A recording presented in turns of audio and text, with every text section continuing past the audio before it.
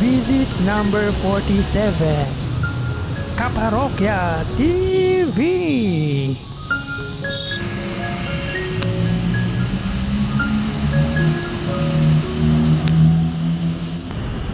The Archdiocesan Shrine of Espiritu Santo. Bago natin simulan ang kwento, ating suportahan ang simbahan. Sumali tayo sa iba't ibang religious activities or organization tulad ng choir, altar server, mother butler, lay minister at marami pang iba. Atin ding respetuhin ang paniniwala ng ibang religious organization. At higit sa lahat, ating involve ang mga bata o ating mga anak sa loob ng simbahan.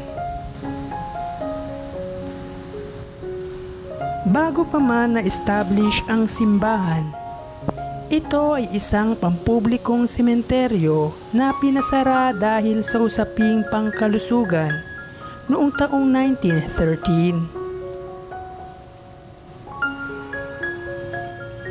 Makalipas ang higit isang dekada sa pangangalaga ng Society of the Divine World or SVD, isang spiritual organization, ang nagsilbi upang ma-establish ito noong December 19, 1926, kung saan si Father William Feneman ang kauna-unahang tumayong kura paroko o parish priest nito, na sinundan naman ni Father Jose Dazerhand makalipas ang 5 taon noong December 1931.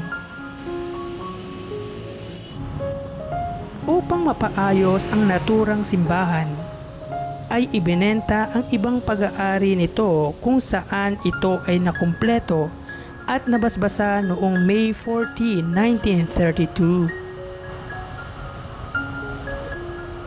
And during the Japanese occupation and battle for the liberation, ay mapalad na hindi ito naapektuhan at sa mabuting kalooban ng mag-asawang Jose Lopez ay idonate nila ang imahe ng Blessed Trinity noong 1951 na inukit ng noong bantog na sculpture na si Maximo Vicente. Isa-isang nagsidatingan ang iba't ibang imahe tulad ng tabernacle na galing mula sa Estados Unidos noong September 29, 1952. At pagdaan ng 3 taon ay siyang pagbasbas naman ng dating punong arsobispo ng Manila na si Rufino Cardinal Santos sa beautiful edifice ng Blessed Virgin Mary.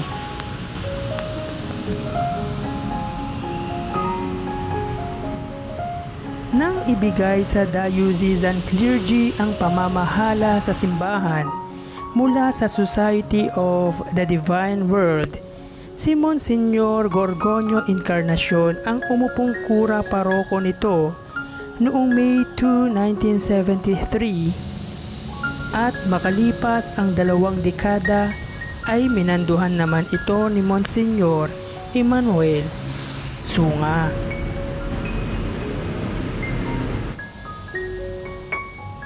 Ang simbahan ay nag-elevate as Archdiocesan Shrine sa pangunguna ng noong punong arsobispo ng Maynila na si Luis Antonio Cardinal Tagle noong ika-88 kapistahan noong June 8, 2014. Ipinagdiriwang ang taunang kapistahan ng simbahan tuwing sasapit ang unang linggo ng buwan ng Hunyo o first Sunday of June. At ang kasalukuyang kura paroko o parish priest rector ay si Monsignor Dennis Odiver sa ilalim ng pamamahala ng Archdiocese of Manila, headed by Archbishop Jose Cardinal Advincula at ang ating Santo Papa na si Pope Francis. Once again, the Archdiocesan Shrine of Espiritu Santo.